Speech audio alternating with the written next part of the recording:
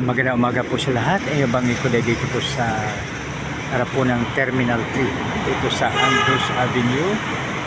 Corner, dito sa may Terminal 3. Ito po yung Terminal 3 mga kaibigan. Ninoy Aquino International Airport Terminal 1. Ito ngayon po natin makibigan sa Maawit 3411 na nakalagay po ayon sa ating salmista na si Harong David nakalagay. Hali kayo makibigan, tuturuan ko kayo na si Yahweh ay dapat sundin at ilala. So dito makibigan, bali dalawang punto po at sundin at saka ilala. So paano natin masunod ang ating creator? So unang-una, nakalagay sa Matthew 6:33, seek ye first the kingdom of God and His righteousness, and all these things shall be added unto you.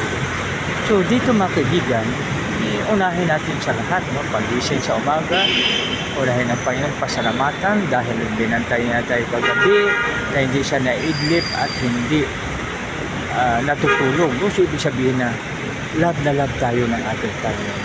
Siya hindi naidlip, siya hindi natutulog habang po tayo ay pinagpapayan. So ibig sabihin na bukod tangi po tayo sa Panginoon, love na tayo. Kaya huwag sabihin ng kung sino man sa akin na wala na pong nagmamahal sa akin, wala nang dumadamay sa akin, wala na pong tumutulong sa akin, wala na pong nakaalaala sa akin. Hindi po yan makibigan. Dahil na kahit sa ating pagtulog sa gabi, ang ating Panginoon ay hindi naiidlip at hindi natutulog, tayo'y binabantayan. Siya ang ating gabay at patnubay. Kaya huwag natin kalimutan makibigan ng ating Panginoon ay siyang ating gabay at patnubay na siya na kahit sa ating pagtulog siya ay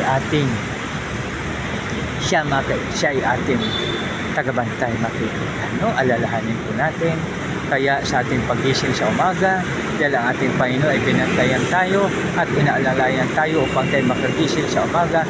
Ibig sabihin po yan, huwag natin siyang kalimutan. Palaging first priority ang ating Panginoon. Ano mang busy natin, ano man ang ating ginagawa, palagi siyang first priority. Napakaganda pag first priority mga kaibigan ang ating Panginoon dahil siya ang number one dapat sa atin. Seek ye first the kingdom of God and His righteousness, and all these things shall be added unto you.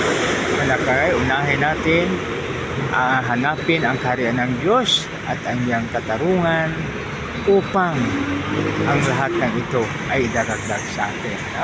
So yung ating mga basic needs mga kaibigan ay kanyang ibibigay sa atin dahil siya ang source of everything.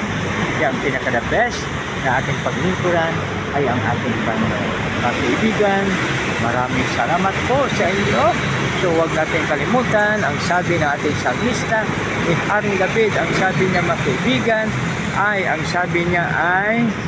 hali kayo mga kaibigan, tuturuan ko po kayo na si Yahweh ay dapat sundin at ilala.